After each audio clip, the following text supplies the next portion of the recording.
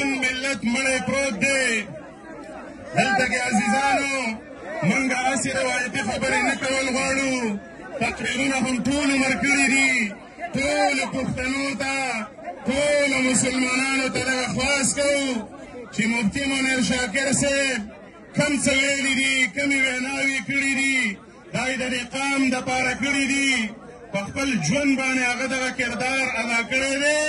که موږ غواړو دا تاسو دا یاد ساتئ عزیزانو، تاسو دا یاد ساتئ مفتي منیر شاکره دا په مادي توګه باندې دلته شهید کړی شو، مړ پروت دی، خو د مفتي منیر شاکر فکر د هغه سوچ د دې خاورې دپاره قرباني دا هېڅوک نشي وجلی.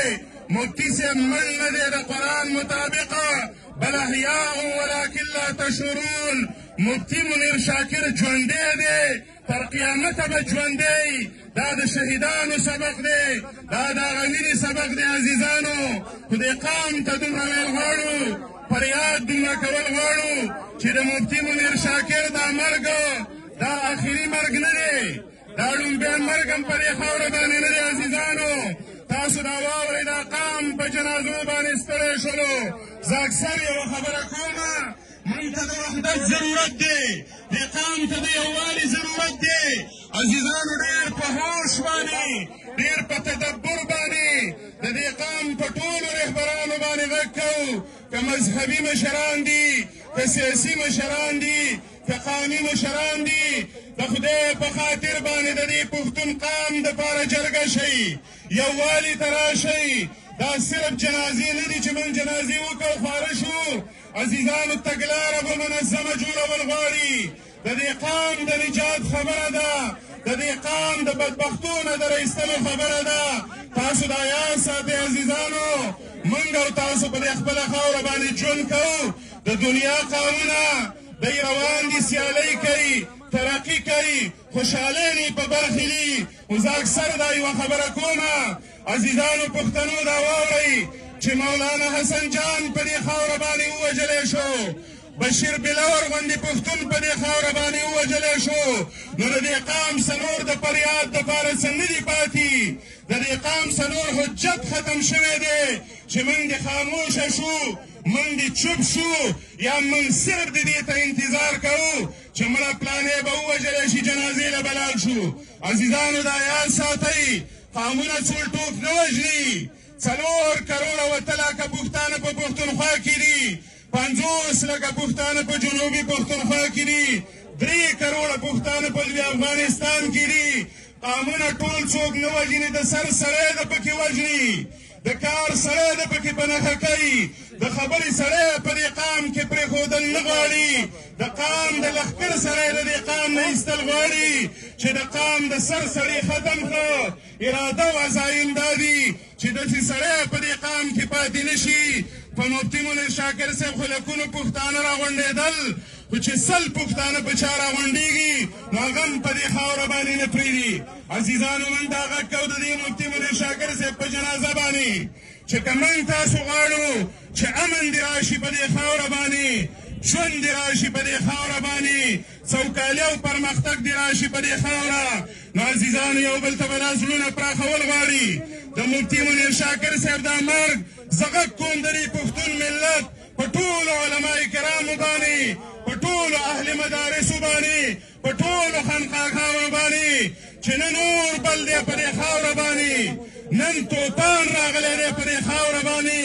علما وجل او حق پرست علما وجل. د مفتي منیر شاکر جګړه ذاتي نه وه، مفتي منیر شاکر د ځان لپاره نه ولګې، که د ځان لپاره لګې وې نو په ډېره دنیا کې به بیک بیلنسونه وې. خو تاسو ته پته ده شته پښتنو، د مفتي منیر شاکر نوم په شیډول پور کې اچول شوی و، د مفتي صاحب نوم په ECL کې اچول شوی و، د هغه شناختي کارډ بلاک کړلی شوی و. دغه لعنتي پالیسیانو، دغه د جبر او د ظلم پالیسیانو عزیزانو من تباه او برباد کړلو. خو دا واورئ ګورې بله لار نشته دی د خلاصي، یا صرف جنازې کول دي یا دې خاورې له امن راوړل غواړي. خو امن ګورې تش په یو څو نارو باندې نه کېږي.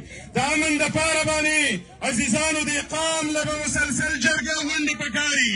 په خیبر کې جرګه وشوله، باچاخان مرکز کې جرګه وشوه، په بلو کې د قام جرګه وشوله.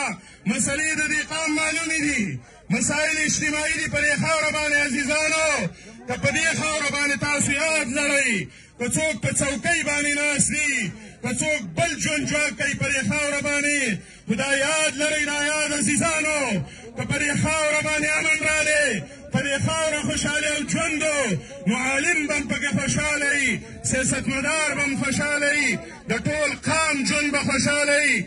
د افغانستان تباهي او بربادۍ دا وطن دې ته راورسول عزیزانو. موږ دا غږ کوو د مفتي صاحب د جنازې نه، د افغانستان په حال دې نور رحم وکړلی شي. د افغانستان په ګاونډ کې 15 نور هېوادونه دي، ترکمنستان، ازبکستان، تاجکستان، چین او ایران. په هغه ریاستونو کې پټاخۍ نه خلاصېږي، په هغه ریاستونو کې علما نه وژل کېږي، سیاستمدار مشران نه وژل کېږي. دا جرم، دا غوبل صرف د پښتنو او د بلوچو په خاوره باندې جوړ دی.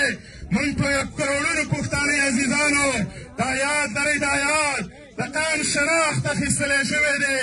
وایي په دنیا کې اوس په بل څه نوم یادېږم، داسې ښکاري راته نه وایي افغان څوک. او د لاهور د منارو نه چې اعلان شوی د جنګ دی، کور حجره جومات مې سوځي او مکتب مو پکې رنګ دی. د دې قام د چرګ بدل بنده قام العزیزانو یاد ساتئ. مفتی منیر شاکر، مولانا حسن جان، بشیر بلاور غوندې شهدا، دا خو ډېر ستر سر خلک دي، د ارمان لوڼي په شان خلک. خو د دې قام د چرګ قاتل هم لا پته نه دی، د دې قام د چرګ قاتل هم لا معلومه نه دی. دا لا څنګه لوبه ده چې 40-50 کاله وشو په دې وطن کې د موبایل غل معلومیږي، خو د مفتی منیر شاکر او دې نامعلومه دي. عزیزانو دا لوبې دي په دې خاوره باندې روانې دي. دغه غږ د باندې کوو، د ورورولۍ پیغام دغه در کوو. روزونه د دې قام د یووالي لپاره منظمتیا به پکاري، بیدارۍ به پکاري. دا قام عزیزانو څنګه دا پښتانه چا تاسو ویرولئ؟